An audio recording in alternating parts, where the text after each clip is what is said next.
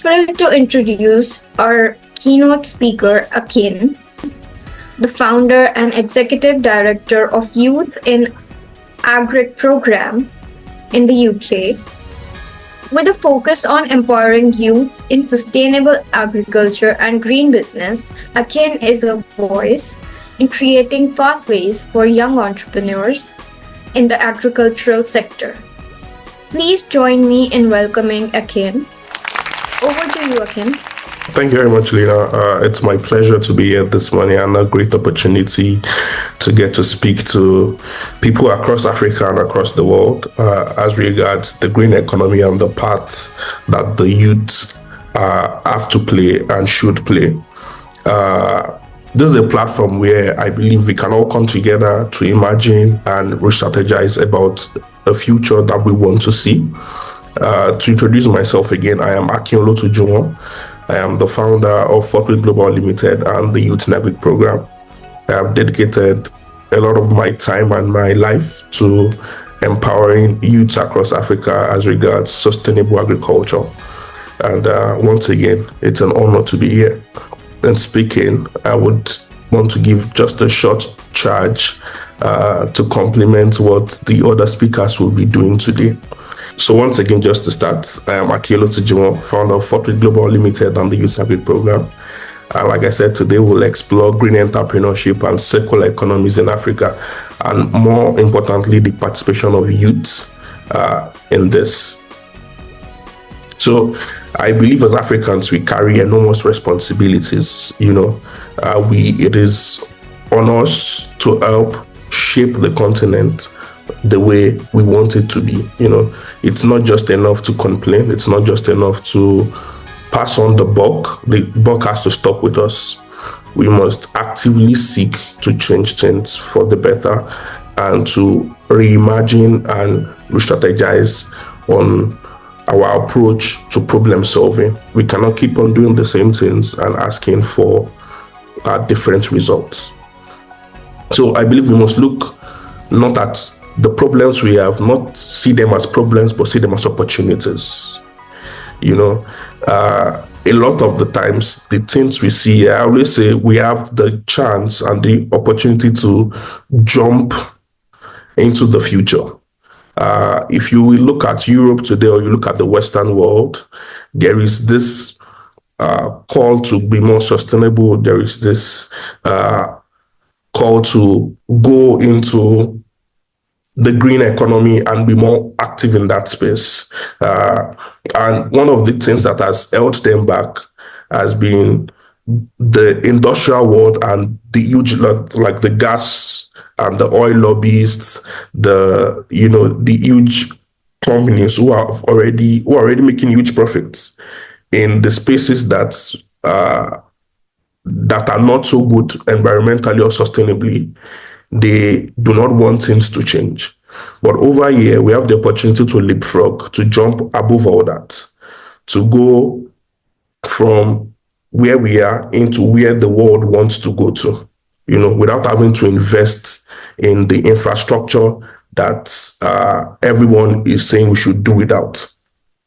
So we must be innovative. We must use our unique perspective to create novel solutions. It is important to develop sustainable businesses and economies.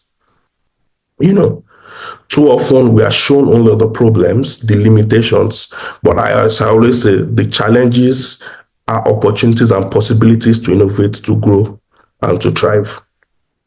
Yeah, I want to tell a story of the Batman of Madagascar, Erick Rajaonary.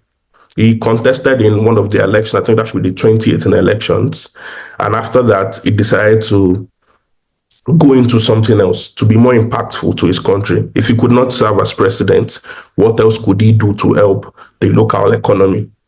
So what he pretty much did was look at the problem that they had on the island of Madagascar, which came from bats. The bats, there are so many bats on the island, and their droppings is always, was a menace to the people. It was problematic to clean up, to get rid of the smell and all of those things. And you also know, possibly there could be disease and so many other things attached to it. But he did not just say that as a problem. He saw the opportunity in there. So what did he do? He founded Guanomad, where they converted batch droppings into 100% organic fertilizer. And he transformed that resource into a sustainable product to revolutionize agriculture in Madagascar and beyond. They now export to Europe, they export to other parts of Africa, they export to the US. I want to break down this story and see how we ourselves can look at our own environment and make this work for us. The very first thing, all that we need is around us. All that we require to change things, to make things better for ourselves, we can find in our environment. We must begin to look at providing localized solutions to local problems. A lot of times we want to import solutions to solve the problems of Africa, but as youth, we must see past that and see that that does not necessarily work. Even when you want to take from what others have done, you have to adjust it to your local situation and your local scenario. So the very first thing he did was to identify a resource.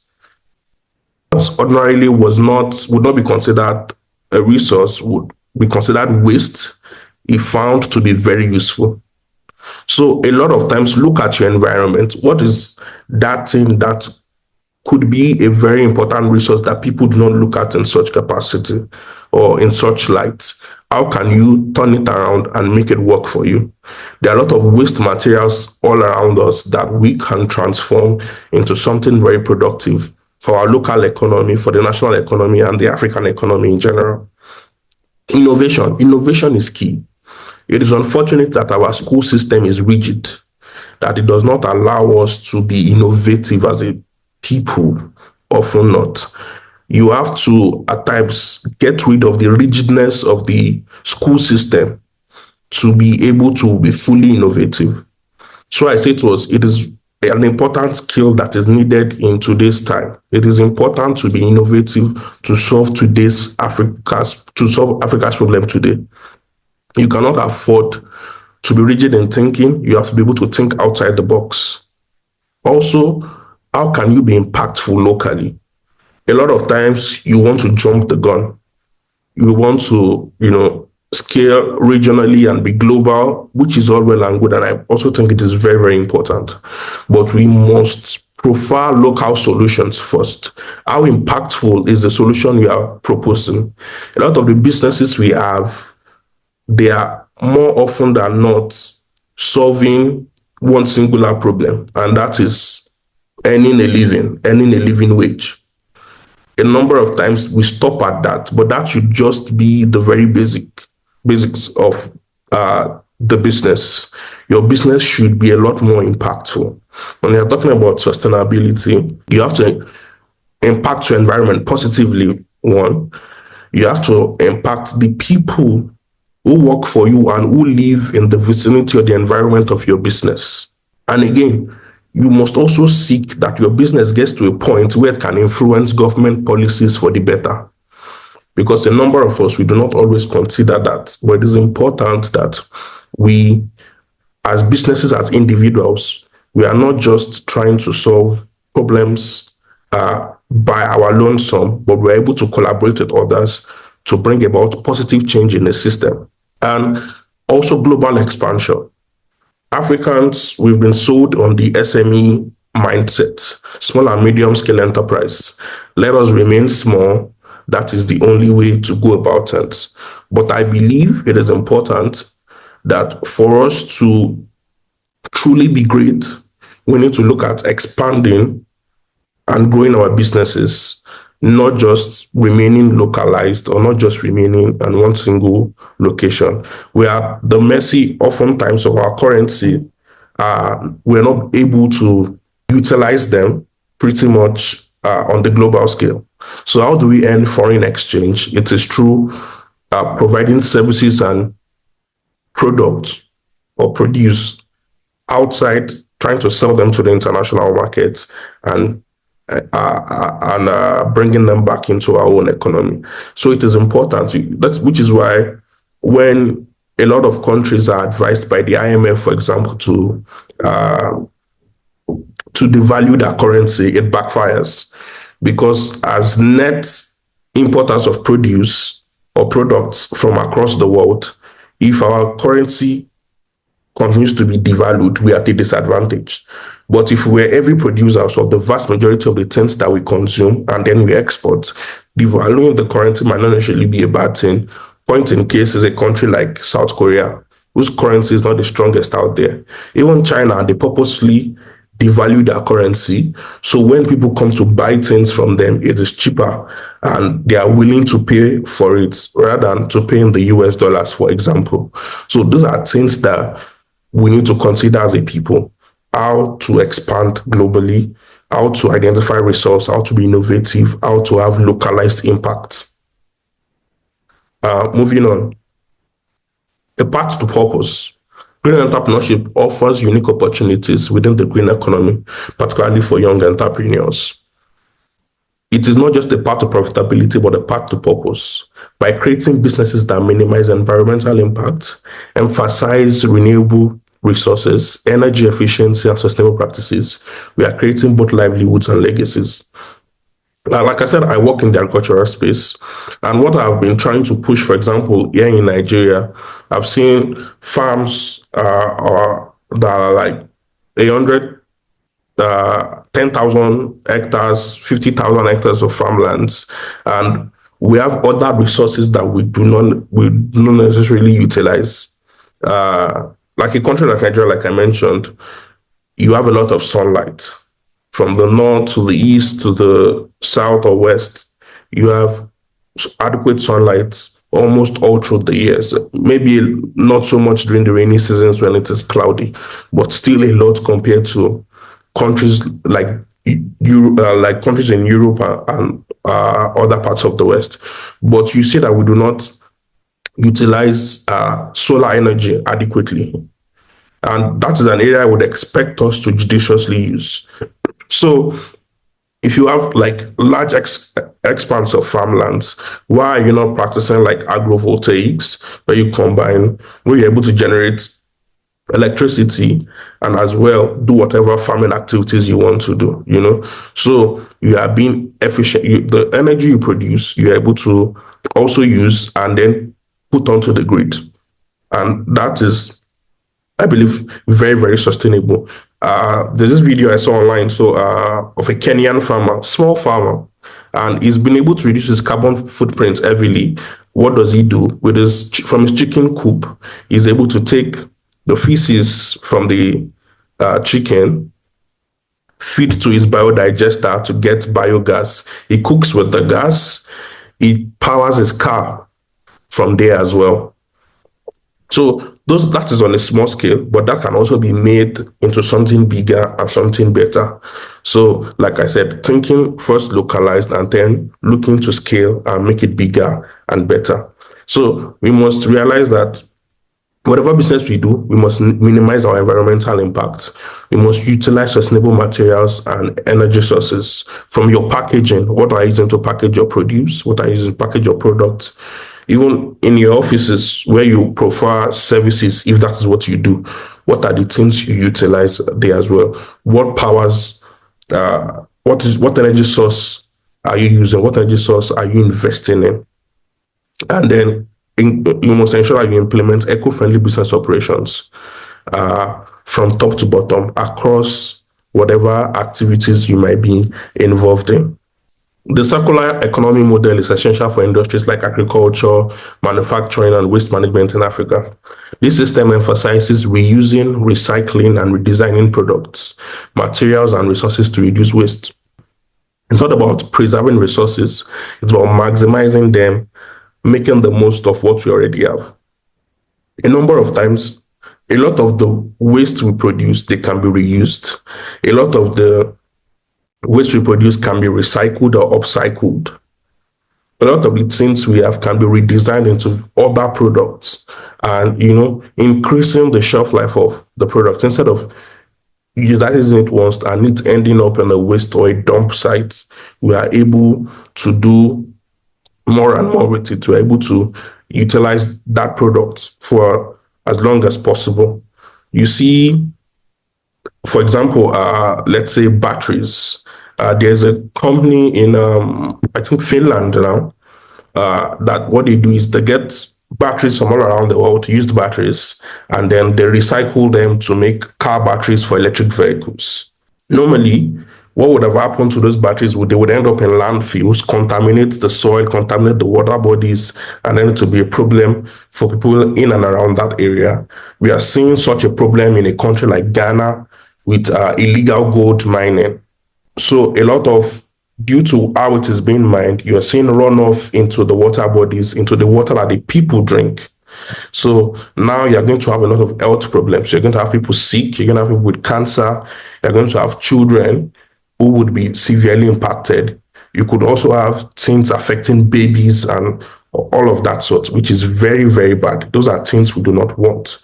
So even you see a country like Congo as well, where they also do gold, what they use for making batteries as well, lithium and all of those things. And you see the children or what they call artisanal miners going at that, and you realize it could be done a lot better because, like I said, the environments have been destroyed. You also look at a country like Nigeria, you look at a lot of the oil producing states, and you see that their soils have been destroyed, their water bodies have been destroyed. They can't practice agriculture, they can't even eat the fish and the water bodies they have. These are issues that, if things have been done sustainably, that would not be the case. And it's not only in the exploitative industries that you see these things happening as well. Even let's take agriculture, for example, as well. Nigeria has lost about, I think, 96% of its forest areas. And what have we lost it to? It's agricultural practices and logging for furnitures and for exports purposes or charcoal making. So in that sense, you can see that when people go into the forest, destroy it just to grow crops, that is also very, very wrong. It should not be the case. You have to find a way to combine. That's why we have agroforestry. You have things like silviculture and the likes. And we are able to merge the two together. And it should not just be the continuous destruction of forest land for agricultural purposes. So also you have the use of child labor, which is where sustainability in the sense of protecting certain human rights also comes to play. You have like a lot of cocoa farms, a lot of oil palm farms. We find out that young people, young children are being used a lot of times without pay or very low pay. And that should not be the case. Children who should be in school should not be on farms and things of that sort. So as young people as well, we must learn to advocate, we must learn to ensure that there are policies in place to protect the disenfranchised and people in those areas. And we should also not seek to continue what others have done or those before us have established. We should look to dismantle those systems and not continue to entrench ourselves in them. So we should look at those things as these things must change. We cannot continue in this light. So overcoming challenges in African entrepreneurship. African entrepreneurs face unique challenges in financing, infrastructure, policy, and mindset. However, these barriers can be transformed into opportunities. Governments, financial institutions, and private sectors play a critical role in supporting this transformation. Young people must take responsibility for educating, advocating, and innovating within these spaces. It is very, very important that young people we do these things, that we lead these talks and we push these agendas. So the very first thing we must do is identify the challenges. Like I said, look at your locality, look at your area, look at the environment you've been brought in, look at the problems and the challenges that are there, and then sit and think, with these problems, what can I find in my area that could probably profile, that would be a solution to this problem? Recognize the barriers that you would face. So, because if you don't recognize the problems that you have, if you don't recognize the various barriers on your way to solving those problems, it would be very, very difficult to do that, which is why a lot of people at times go into business without getting the full picture. I know we live in a fast-paced world now, and times are very unstable, Still, I'll use Nigeria as an example. If you were to write a business plan today, you'd probably have to change the financials come next week or even 2 days or 3 days later, because the market conditions keeps changing. The prices of goods and services and the things that you might have written would definitely change. Also, you look at access to finances, you look at the banks. If interest rates is below, it's not a single digit interest rate, then I believe it's not worth it as a business person in this climate. It makes no sense to go to the bank and get a 20%, 30% loan. Then at the end of the day, you end up working for the bank and not yourself. You end up paying the bank and actually not being able to do anything. So I feel we should, as much as possible, find ways as well to, maybe even if you have people who share similar ideologies or similar beliefs as you should be able to come together, pool resources, and do things together. You should be able to, access grants, learn how to write these things, how to apply for grants, how to write grants, learn as much as possible. How to, maybe if there are competitions in that area where you could apply for and get whatever it is you need. If you could crowdsource, there are a lot of crowdfunding platforms now that you could use. If the business idea is sound, you should know how to, probably apply to angel investors or things of that sort. You must be grounded. If you were to do business in Africa, you must know your onions. You must be grounded in your finance. You must have the basic financial knowledge to thrive rather. If not, it's most likely one would not last, or one would be taken advantage of in the business and market space. So you must know all that it takes, all that you would need as regards your finances. Also, infrastructure-wise, whilst we do not have that, we should work towards building that. Those who have the opportunity to contribute to the infrastructure of the various business landscapes, you should. And in terms of policy too, policy advocacy is key. I always say, young people, we do not know the power we have. We go online and we talk about a lot of things, but the very things that matters, we never truly address them. A lot of the problems we have in Africa is in policy making and in policy implementation. Those are the key areas where we need to solve. And as young people, I believe if we come together, form voting blocks, form powerful bodies that can speak in our interest and for our interest, I believe people will take note of that. Even when it comes to elections and things of that sort, when they see that these people actually know what they want and they know how to articulate their needs and their desires, then I believe they will be taken seriously during times like that. And education and advocacy, raise awareness, push for supportive policies, innovate, develop solutions to overcome challenges. The role of SMEs in the circular economy, they are the backbone of the African economies and are uniquely positioned to lead in promoting sustainability. They understand the need to be resourceful, efficient, and impactful. Through partnerships, these businesses can scale, collaborate to transform entire sectors, adopting circular practices to reduce waste, cut costs, and contribute to environmental preservation while boosting economies. So resource efficiency is key. Collaboration is key. If you're a small business owner, you must learn to collaborate. You must learn to reduce waste and strive and work towards sustainable practices to contribute to the overall economic growth of your locality, of balancing growth and sustainability. The idea that we must choose between economic growth and environmental preservation is a false dichotomy.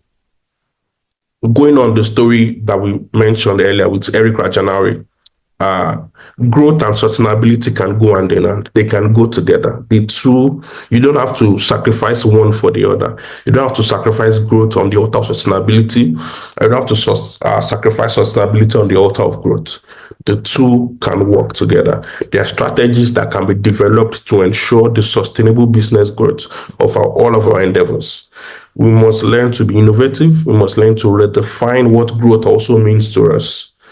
A lot of times what we have is exploitative capitalism, where we want profit above all else. While as a business owner or a CEO or whatever you are, you have a fiduciary duty to your shareholders to make profits. all well and good, but you also have a responsibility to your society. You have a responsibility to the environment. You have a responsibility to Africa above all else, to your country, to the people in there. So as much as possible, we must find a way to balance both. We must find a way to balance everything altogether. Growth can be sustainable, it can be regenerative, it can be circular, allowing us to move forward while honoring our planet and preserving it for future generations. So you're looking at sustainable growth, you are looking at resource regeneration, you are looking at circular economy, you are looking at long-term prosperity. How can I ensure that what we have going on, children, people coming in the next generation and the generations after them would be able to benefit from it? That should be the thought process. It should never be, how can I just make short-term gains and probably go out of business? Or how can I make short-term gains and exploit the people I am serving or I'm leading? This should not be the case. So long-term prosperity, the circular economy, and resource generation and sustainable growth should be the mindset of the African youth at this very point in time. So I would say, as we stand at this crossroads, it is important that we not wait for someone else to create the future we want to see. We must build it ourselves, using that which we already have, in ways that serve both our people and our planet. Our land is rich, our people are resilient, and our minds are capable. We are called to something bigger than ourselves. Just to say this, as someone who is big on belief and purpose, I believe every single person, the fact that you are African, the fact that you were born on the continent, it means there's something great that you were meant to bring to life. The destiny that we possess as Africans is huge. The opportunities we have, they are endless. We've just been told otherwise. We've just been conditioned to believe otherwise. The problems that we face today, there are opportunities for immense growth, opportunities to change the world. And I always say this as well. It is important that as Africans, we not just seek individual success. We not just seek to be better off financially. We must look at the overall good of everybody. Whenever I tell people, I say, regardless of the amount of success you have as a Black person, as an African man or woman, wherever you go, you're not judged by your success. You're not judged by your accomplishments. We are all judged as a collective. The first thing that is seen is the color of your skin. The first thing that is noticed is your nationality and where you are from. People might say otherwise, people might tell you something else, but we must strive to change the collective narrative of this continent, that we are more than what we've been said to be, and we have so much to offer the world and to offer ourselves as well. So let us not do ourselves a disservice of doing things the way it has been done. We should learn to take action. We should learn to take initiative and go out there and prove to the world that we are indeed who we say we are. So like I said, our land is rich, our people are resilient, and our minds are capable.